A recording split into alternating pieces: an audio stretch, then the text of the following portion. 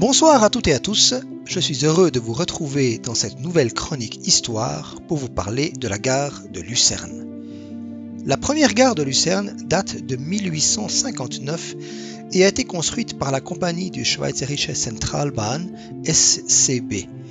Elle était orientée presque perpendiculairement à la gare actuelle, dans l'axe de l'actuelle Pilatusstraße.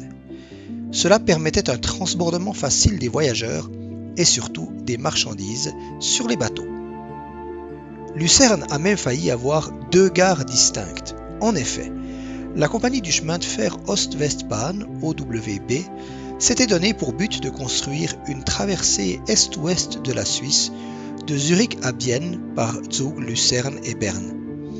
Les travaux furent même entrepris et une gare construite au nord de la ville.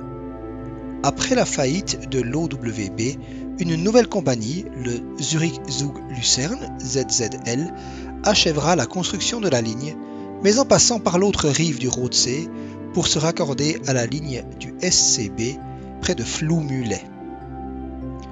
Lorsqu'en 1889, la ligne du Brünig à voie métrique fut construite par la compagnie du Jura Berne-Lucerne, sa gare fut installée au bord du lac, mais perpendiculairement à celle du SCB. Avec la planification du chemin de fer du Gotthard, le besoin d'une gare plus grande se fit sentir et divers projets virent le jour, notamment d'en faire une gare de passage plutôt qu'un cul-de-sac, avec l'idée de traverser le lac sur un pont. Pour préserver la ville, augmenter la taille de la gare et libérer de la place, la nouvelle gare a été construite à l'emplacement de l'actuelle. C'est l'architecte Hans Wilhelm Hauer qui en a conçu les plans. La gare monumentale avec coupole fut inaugurée en 1896. Par la même occasion, la ligne du Brünig fut intégrée dans la gare. Elle sera équipée de caténaires en 1922 à l'occasion de l'électrification des lignes vers Zug et Immensee.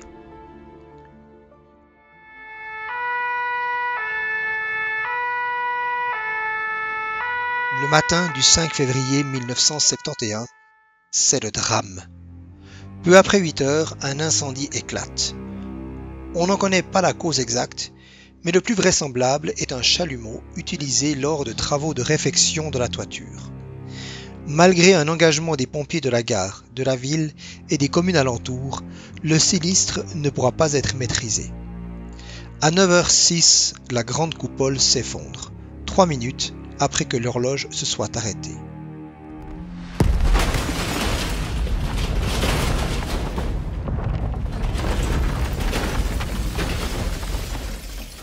L'extinction du feu durera jusqu'au soir. Par chance, aucune victime n'est à déplorer. Après l'incendie, se posa la question de reconstruire la gare existante ou de construire une toute nouvelle gare.